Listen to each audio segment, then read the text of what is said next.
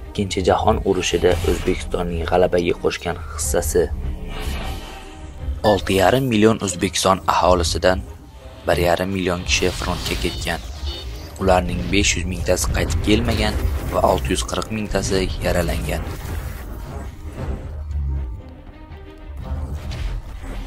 Bir 120 ming kishi orden va medallar bilan taqdirlangan. 280 tasi qahramon unvonini olgan.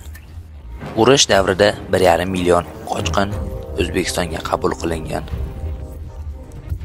Qochqinlarga 135 ming kvadrat metrdan ortiq yashash maydonlari berilgan.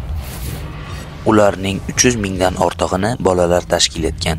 4,5 mingdan ortiq bolalar o'zbek oilalariga qabul qilinganlar. Xususan, Shomahmudovlar oilasi 15 ta yetim bola, Samadovlar oilasi 13 ta yetim bola, Qosimovlar oilasi 10 ta yetim bolalarni asrab olishgan. O'zbekistonga 100 dan ortiq sanoat korxonalari evakuatsiya qilingan. Turli sohalarda yana 280 dan ortiq korxonalar bunyod etilgan. Toshkent va Toshkent viloyatida 55 ta korxona, Farg'ona vodiysida 22 ta korxona, Samarqandda esa 14 ta korxonalar evakuatsiya qilingan.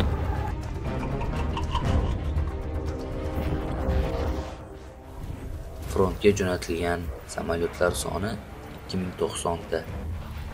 Aviamotorlar soni 17342 ta.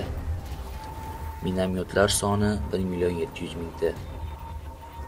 Tankga qarshi zaxira qismlari 27 ming ta. Kimyoviy himoya jamlanmalari 60 ming ta. Minalar 22 million dona. Snaryadlar 560 ming ta. Aviabombalar 2,318 ming ta. Granatalar 1 million dona. Bronyepoyezdlar 5 ta. Harbiy sanitar poyezdlar 18 ta.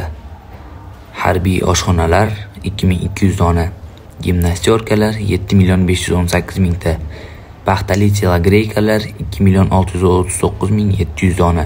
Etik va botinkalar 2,221,200 ta. Mudofaa fondiga 650 million rubldan ortiq hissa qo'shilgan. 4,226 million rubldan ortiq pul zayomi undirilgan.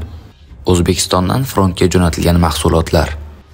Quruq mevalar 35,209 tonna, uzum 57,444 tonna, kartoshka 108,000 tonna, guruch 195,000 tonna, don 1,066,000 tonna, go'sht 159,000 tonna, paxta 4,806,000 tonna, hayvon terisi 5,286,000 tonna.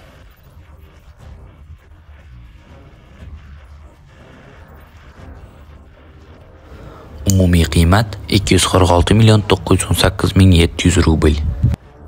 Qoraqalpog'istondan Qamaldagi Leningradga jo'natilgan mahsulotlar: guruch 3700 kg, go'sht 5819 kg, bug'doy 21614 kg, konservalar 20 million dona.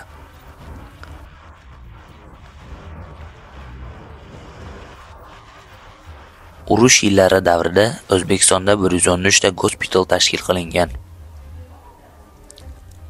Harbiy bilim yurtlari 15 ta diviziya tayyorlab berdi. Bu taxminan 315 ming kishi.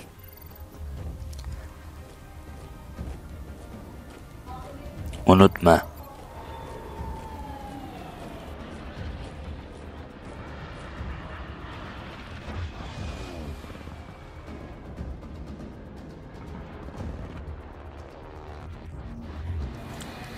May xotira va qadrlash kuni.